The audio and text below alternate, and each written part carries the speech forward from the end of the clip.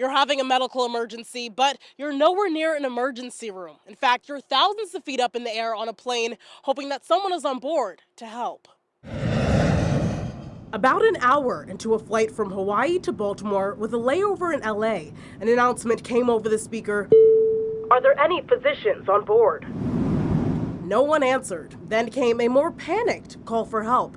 Is there any medical professional? And so I stood up, and this flight attendant comes like racing over. Emily Haley, a physician assistant at MedStar Franklin Square Medical Center, was rushed to the front of the plane to care for another passenger. She had been obviously vomiting, and she was diaphoretic, like she was covered in sweat. Emily asked the crew for an EKG, but they didn't have one. She tried using a pulse oximeter, but the device didn't work. We got her Apple Watch, actually. So we got her watch, attached it to her wrist, and it just said that her heart rate was like over 160. A normal read would have been 100. They had another 3.5 hours before they could land. We were in the middle of the Pacific. It was worst case scenario. I was coming back from my honeymoon in Hawaii, and here's my brand new husband watching me, possibly die in front of him. But here's the thing. The sick passenger, Jacqueline Lacera, is a doctor, so they were able to talk through the crisis together.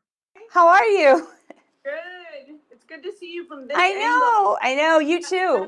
They've kept in contact, but this is their first time seeing each other since. Emily really took total control of the situation. She knew exactly what to do. It was so wonderful to have a physician there to like brainstorm with. Emily got an IV going, started some fluids, but then things started to decline again. It was like a 10 out of 10 chest pain. An AED is typically used when somebody loses a pulse, but I knew this was sort of headed in this direction. I looked at Jacqueline and I said, I think I have to shock you. I don't have another option. In a hospital setting, the patient would usually be sedated. I didn't have anything, and she goes, "You wouldn't believe how much that hurt."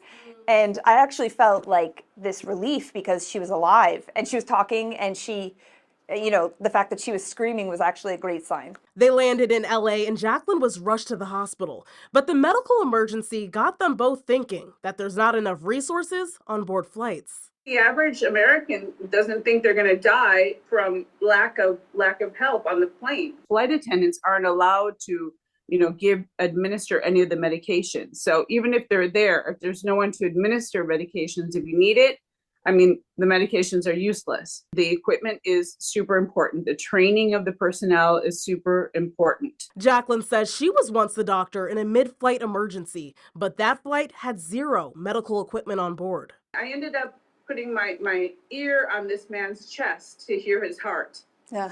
I thought, this is crazy. And any pain right now besides the chest? And Emily says that a lot of her colleagues have experienced some sort of in-flight emergency. I heard from one recently that ended up making an epinephrine drip by taking a bag of fluids and just using the cardiac epi for a patient in anaphylaxis because they don't have an EpiPen. Isn't that crazy? Yeah. So many things that we take for granted. Cara Burnett, WMAR 2 News.